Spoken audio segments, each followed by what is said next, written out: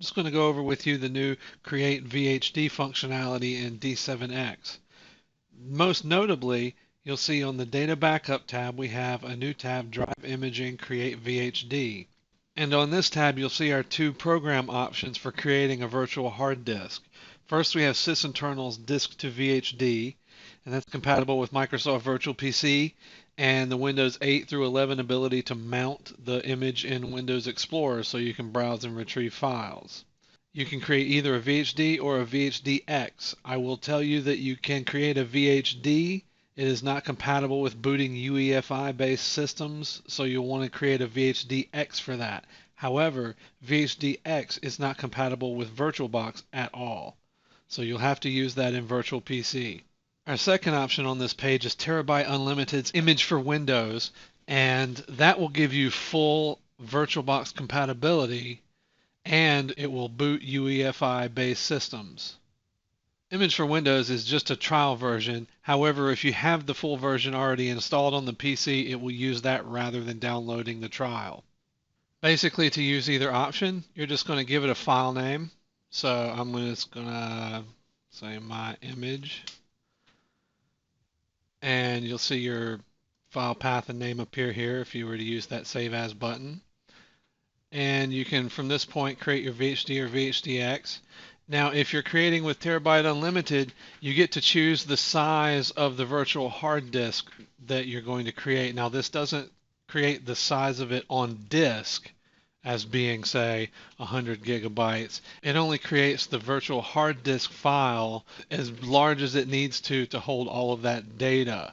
But the size that you specify here is going to be reported to the OS in that virtual hard disk drive if you were to boot from it. At this point, I would urge you to click here if you're interested in learning more about TeraByte Unlimited's products. They have the Backup and Restore suite, which does well more than create virtual hard drives. It also has a Boot It with a UEFI edition. You might want to check into that. That's part of the bundle. And if you just click there, that will also give you an option to copy a coupon code to the clipboard. And that coupon code percentage off does vary, so try it out and see what it gives you. Now you might be asking yourself, this is great, but I still have to come to this tab and do this manually. Isn't there a way to do this automatically? Yes. Once you've configured this and done it at least once, so you've saved a path to this bar here, and that you saved a size here, you can go to any other tab. Say you can just put it on your audit tab if it's the first thing that you do. Add app or function.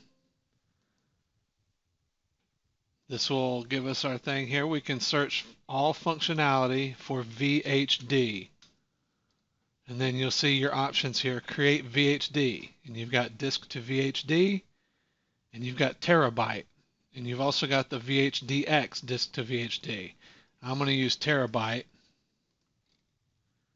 I'm going to add that, move that all the way up to the top, because that's the first thing I want to do when I run on a system. And close our window here. And now I'll check that off. And just go ahead and start our auto mode on this tab. Oops, we're doing all the reports. Bear with me just a moment while I speed through this. And here we go with the TeraByte setup.